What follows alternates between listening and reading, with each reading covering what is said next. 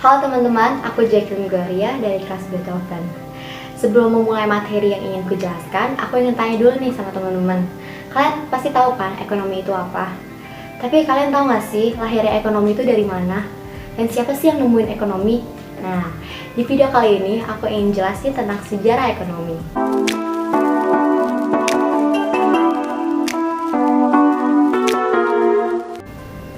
Istilah ilmu ekonomi pertama kali diperkenalkan oleh seorang filosof Yunani bernama Xenophon pada tahun 430 sampai 354 sebelum Masehi. Ekonomi atau bahasa Yunaninya oikos nomos atau ekonomikos. Oikos yang berarti rumah tangga, nomos yang berarti aturan. Xenophon memandang istilah ekonomikos sebagai aturan atau cara-cara pengelolaan ladang yang merupakan mata pencarian masyarakat pada zaman itu. Dalam sejarah perkembangan peradaban, awalnya manusia memenuhi kebutuhannya dengan cara berburu dan meramu. Dalam perkembangan selanjutnya, manusia menetap di suatu tempat dengan bercocok tanam dan beternak. Pada periode ini, terciptalah sistem barter.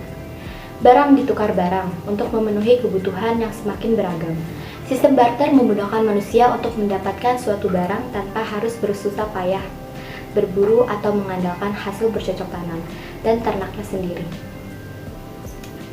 Namun, manusia mulai menyadari bahwa barter memiliki kekurangan, yaitu tidak terdapat satuan ukur yang jelas antara satu barang atau jasa terhadap barang dan jasa lainnya. Kesulitan dalam mempertemukan orang-orang yang saling membutuhkan dalam waktu bersamaan juga merupakan kekurangan dari sistem barter. Langkah lebih maju dari sistem barter, orang-orang di daerah Mesopotamia menitipkan harta mereka ke kuil dan mendapat surat jaminan tanda penitipan. Surat-surat itulah yang digunakan sebagai alat tukar. Alat tukar resmi yang tercatat dalam sejarah pertama kali muncul di daerah Babilonia yang berbentuk uang logam.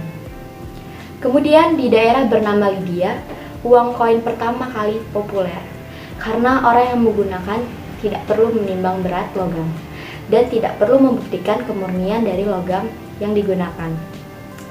Sistem ini juga digunakan oleh Yunani dan Romawi kuno. Teman-teman tahu nggak sih gambar yang ada di uang kita? Itu semua berkat Alexander Agung. Beliau yang memaksa semua orang menggunakan uang yang ada wajahnya. Jika ada yang nolak, itu sama aja ngerendahin sang raja. Sang raja runtuh, tapi caranya bertahan. Tentara yang besar bikin persebaran ekonomi yang kuat.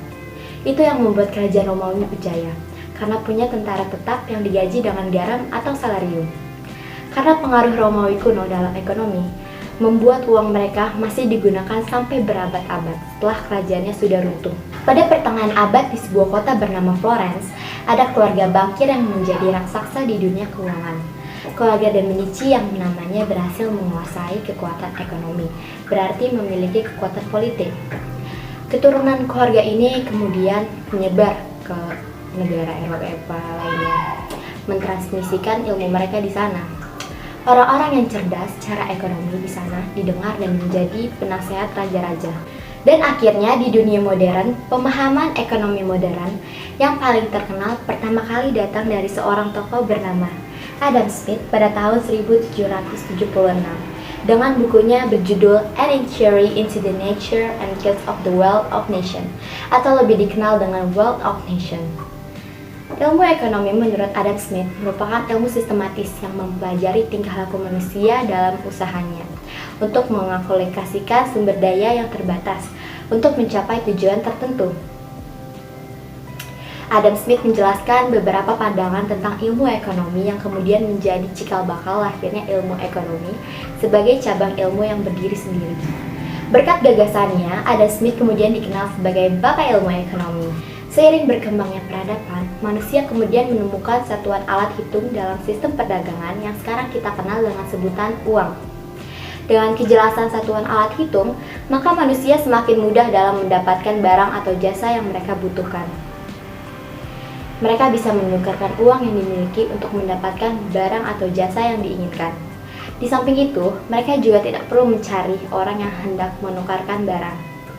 Nah, dari penjelasan materi yang tadi aku sampaikan, kalian jadi tahu kan sejarah ekonomi. Segini aja dari aku. Mohon maaf jika ada salah kata. Dan terima kasih sudah menonton. Thank you for watching.